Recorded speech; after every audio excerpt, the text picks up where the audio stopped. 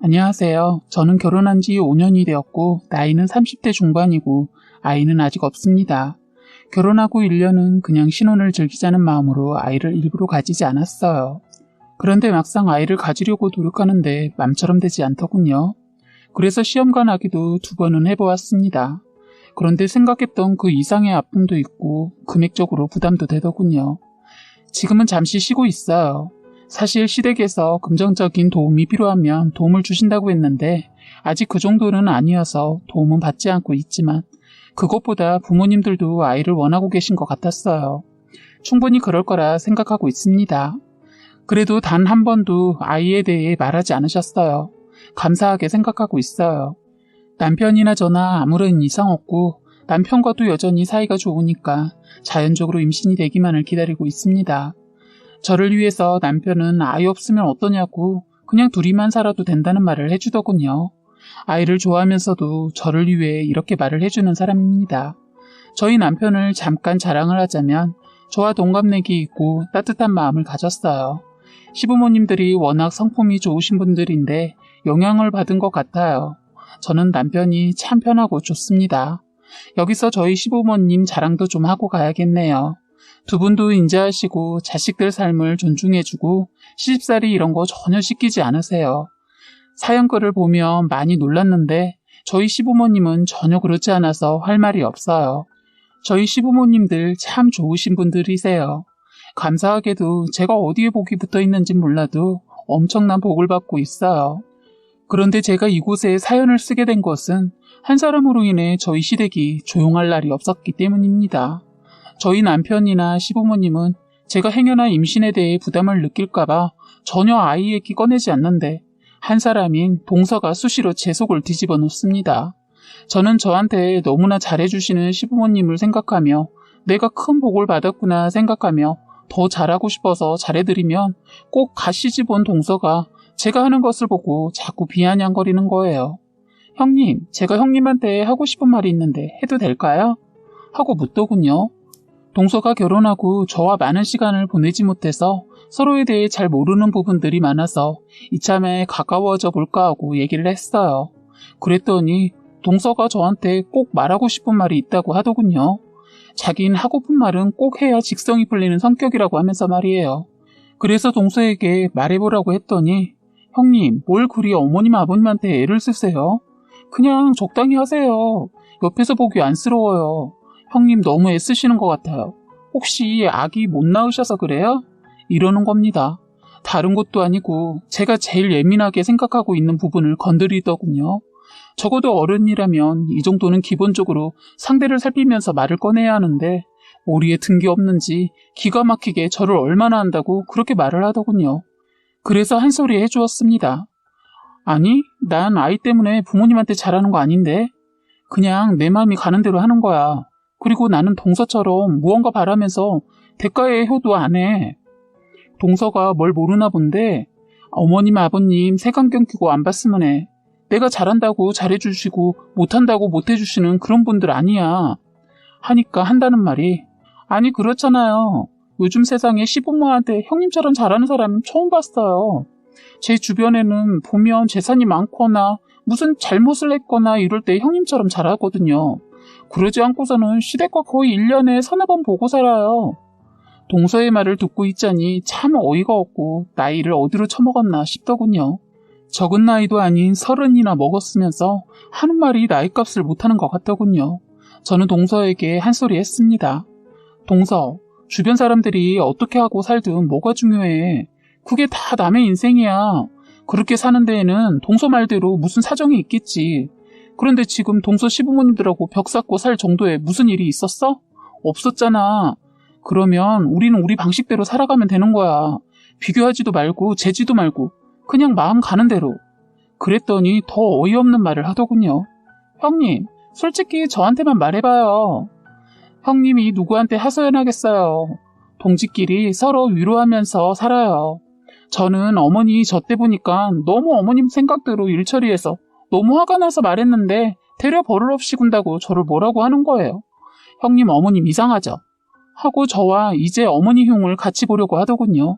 그래서 저는 딱 잘라 말했습니다. 동서, 난 어머님 흉 같이 보고 싶지도 않고 볼 흉이나 있나 모르겠다. 칭찬을 해드리면 몰라도 나랑 이런 거 안 했으면 좋겠다. 하고 저는 그 자리에서 일어나 제 볼일을 봤습니다. 그런데 저녁 때쯤 어머님이 저를 부르시더니 뭐라 하시더라고요. 애미야, 너 나한테 서운한 거 있니? 뜬금없는 어머니 질문에 당황해서 아니요, 갑자기 왜 그런 말씀을 하세요? 아니다 하시고 뒤돌아서시더니 안 되겠는지 다시 말씀을 하시더군요. 서로 오해가 있으면 그때 풀어야지. 그냥 담아두면 서로 병이 되고 안 좋으니까 말해야겠다. 아까 작은 애가 집에 가기 전에 그러더라. 너 많이 힘들어 보인다고. 억지로 우리한테 애쓰는 것 같다고. 나 그 소리 듣는데 너한테 서운하더라. 너 혹시 작은 애한테 뭐라고 했니? 하는데 황당한 소리를 듣고 잠시 멍했습니다. 이것이 저랑 어머니 사이에 이간질을 하려고 했더라고요. 저는 어머님께 어머님, 저 누구예요? 저 몰라서 동서 말에 흔들리셨어요? 어머님, 저 한 번도 부모님께 가식으로 대하지 않았어요. 하늘의 맹세코 절대로 거짓으로 대하지 않았고요. 되려 제가 더 서운하네요. 어떻게 동서 말에 흔들리셔서는 저한테 물어볼 수가 있어요. 하자마자 시어머니 미안한 기색을 하고서는 미안하다 하면서 잠깐 당신이 정신이 어떻게 됐나 보다라고 하시더군요. 저는 어머님과 오해가 생길 뻔한 것을 그날 풀었습니다. 만약 어머님이 동서 말만 듣고 입을 닫으시고 속으로만 고민하고 있었다면 저랑 어머님이랑 사이가 더 안 좋아졌을지도 모른다는 생각이 드네요. 그리고 저는 어머님께 당부의 말도 했습니다. 행여나 동서가 어떤 말로 거짓말을 해도 믿지 말라고 했습니다. 그리고 동서에게도 많은 얘기를 하지 말라고 했어요. 동서가 보니까 말을 잘 옮기는 사람 같아 보였거든요. 제가 혹시라도 시어머니에 대해 약간의 서운함을 얘기했다면 더 엄청난 일이 생길 수도 있었겠구나라는 생각이 문득 들었습니다. 저도 사람인지라 솔직히 어머니에 대해 100%다 좋을 순 없잖아요. 왜 서운한 게 없겠어요. 있지만 굳이 입 밖으로 낼 정도의 일이 아니니까 그냥 넘어가는 건데 그거마저도 순간 말했다면 어머님과의 관계가 동서로 인해 망가져버릴 수도 있을 뻔한 일이었습니다. 그렇다고 제가 시부모님께 대하는 거 가식은 없었습니다. 어머님 역시 저한테 서운한 부분이 있겠죠. 서로 어느 정도 선에서 그냥 넘길 것은 넘기는 것뿐인데 말이라는 게 거쳐서 들으면 오해 사기 딱 좋잖아요. 이번 사건이 그랬습니다. 동서와는 절대로 서운한 거라도 시대경은 보는 것이 아니라는 것을 알게 되었네요. 그때부터 저는 동서와 많은 얘기를 나누지 않고 선을 지키고 살고 있습니다. 그 이후로 동서는 또 다른 사건으로 집안을 또 시끄럽게 했어요. 저희 시댁은 그리 못 사는 집안은 아니지만 그렇다고 넘칠 정도로 돈이 많은 것은 아닙니다. 그런데 운이 좋게도 아버님이 친구 도움으로 주식에 투자를 했다가 쏠쏠하게 돈을 버시게 되었어요. 그 소식을 듣고 동서가 가만히 있을 인물이 아니었어요. 예전에 저한테 뭐하러 잘하려고 하냐고 훈계랍시고 하던 동서가 완전 180도 변해서는 하루가 멀다 하고 시댁을 찾는다는 소식을 들었습니다. 평소에는 어머님이 밥 먹자 하면 다음에 간다고 하고 시댁에 안 온다고 했던 동서가 지발로 그것도 시댁에 문턱이 닳도록 들락거린다는 것이 무슨 속셈이 있구나 했는데 재산 상속 받으려고 온갖 꼼수 다 부리면서 시어머니 감기에 누워 계시면 병간호 해드린다고 들렀다네요. 그래놓고 동서 너무 기가 막힌 말을 시부모님께 했답니다. 동서가 그간 쌍둥이를 낳았었는데 돈이 많이 들어간다며 육아에 들어가는 경비를 보태달라고 대놓고 얘기하고 집도 자가로 사주시면 안 되냐고 대놓고 돈 달라는 소리를 했다는 거예요. 어떻게 하면 동서처럼 저러나 싶더군요. 정말 뻔뻔한 여자더라고요. 시부모님한테 돈을 맡겨둔 사람처럼 굴더랍니다. 어머니한테 한다는 소리가 이랬다네요. 어머니, 형님도 못 낳은 손자를 그것도 둘씩이나 낳아줬는데 저한테 고마워서라도 무언가 크게 해주셔야 하는 거 아니세요? 했다는 겁니다. 너무 어이없고 기가 막혀서 어머니가 아니 누가 애 낳으라고 했냐? 네가 좋아서 낳았고 감사하게도 둘이나 주신 것에 대해 감사하며 살아야지. 왜 그걸 나한테 대가를 바라니? 누가 애 못 낳는다고 너보고 애 낳으라고 했냐? 하자 동서가 어머님, 솔직히 형님 애도 못 낳아서 걱정이잖아요. 그런데 저는 걱정드리지 않고 떡하니 아들로 둘이나 낳았잖아요. 잘한 거 아니에요? 그래, 잘했어. 그런데 그걸 왜 나한테 바라냐고. 내가 너 보고 아들 손자 낳아달라고 애원이라도 했냐고. 그리고 내가 너 애들 낳고 가만히 있었냐? 솔직히 나 같은 셈이 있는지 모르겠다. 내가 너희 더 넓은 집으로 이사하라면서 전세에 보태라고 5천이나 더 해줬잖니. 그것도 부족하냐? 욕심 좀 버려라. 우린 땅 파서 돈 나오냐? 아버지가 주식으로 재미 좀 본 거 가지고 그 소식 듣고 일어나 본데 김칫국 그만 마시고 돌아가. 재미 봤자 그 전에 날린 거 다 갚고 나면 남는 거 없어. 어머님 말이 끝나자마자 자리에서 벌떡 일어나더니 한 소리 하고 가더랍니다. 어머님, 저 속이지 마세요. 소식 다 듣고 왔는데 왜 거짓말하세요? 저 포기 못해요. 하고 쌩하고 가버렸다고 시어머니께서 저한테 전화해서 상황을 알려주더군요. 그리고 그날 남편도 시댁에 김치 가져다 드리러 갔다가 동서와 마주치게 되었는데 인사도 없이 싸가지 없는 곳이 그냥 지나가길래 남편이 한 소리 했답니다. 재수씨, 인사는 하고 삽시다. 그러자 건성으로 고개를 숙인 것도 아니고 아닌 것도 아니게 건성으로 흔들고 바로 차를 타고 가버렸다네요. 저희 남편이 동서하는 꼴을 지켜보다 화가 나서 서방님을 따로 불러서 얘기를 했답니다. 그런데 예전에 서방님이 아니었다는 거예요.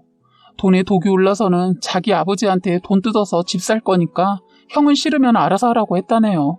그런 동생의 행동을 그냥 보고 있을 남편이 아니어서 서방님을 한 대 쳤다네요. 나중엔 둘이 치고받고 해서 경찰서까지 갔습니다. 서방님이 이렇게 나오는 것에 대해 내막을 들어보니 서방님이 그랬다네요.